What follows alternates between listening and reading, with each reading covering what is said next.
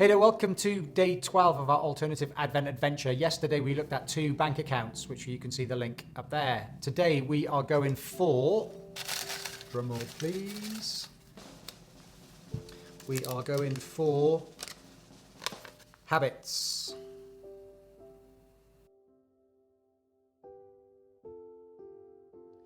Subscribe, like, and don't forget to smash that notification bell to receive a single idea on productivity, planning, or P's throughout December.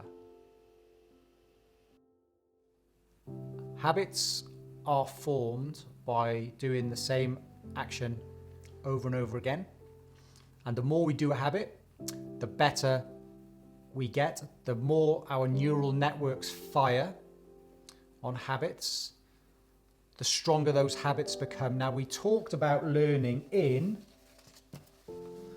day 1 of our Advent adventure, where we talked about when neurons fire in the brain, that's when learning happens, because myelin, an insulating chemical, makes the electrical impulses traveling along much stronger. They decay much less. So the more you use our neural circuitry, the more insulated they become and the stronger those neural connections become. And that's how habits form. Now, when it comes to habits, there really are a couple of books that you need to read. The first one is Atomic Habits by James Clear. But even better than that one is what's it called? Forgotten what it's called. By B.J. Fogg. It's on my shelf. Is it on my shelf? No. I've got a complete blank. Anyway, I'm going to do a thought bubble popping up there with the name of B.J. Fogg's book. Tiny Habits. Tiny Habits. Tiny brain. Tiny brain. So B.J. Fogg's Tiny Habit, and actually B.J. Fogg was the Stanford lecturer that taught James Clear. So it's teacher rather than student. James Clear is a student, teacher. And he's got some great stuff in his book about building habits and what you can do to kind of build, foster positive habits, but also what you can do to diminish negative habits, because we can't undo a habit. Once it's a habit, whether it's a good one or a bad one, we can't undo it because those neural connections exist. All we can do is, if we have a bad habit, all we can do is just not do the habit, and the myelin that insulates the connections that mean we do that habit quite easily will start to decay over time, but that habit will always be there. So we can't remove a bad habit, but we can create new ones. And the key thing is, if we've got good habits we want to foster, then we need to make them easier.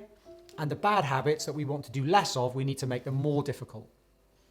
Okay, so a really good example on my phone. I just power it up. So I do a screen record, 3, 2, 1. So this is my home screen, and this is my main screen where most of my apps are that I look at, for work and home and stuff. And then on my third screen is apps I don't use as much, but you'll see down, just over halfway down is my social folder, and you can see I've just got LinkedIn in there, but I have to swipe to see WhatsApp, Instagram, Facebook, Twitter, and Messenger. So the apps that can derail my time, I have tucked away so that it's a bit of an effort for me to go into them. So I don't have any of those apps on my home screen. I don't have any notifications turned on, so that I haven't got anything blinking at me to go, look at me, look at me, look at me. Some of that intermittent variable reward stuff that makes these things so addictive. So I have them tucked out of the way. So not only do I have to swipe 2 pages from my home screen, I have to go into a folder and swipe again. That bit of friction means that I'll go into those things a lot less, because when I pick up my phone and look at them, I won't see those kind of blinking flashing lights saying, look at me, look at me, look at me. So that is day 12 of our alternative Advent adventure, and that is habits. See you in the next one.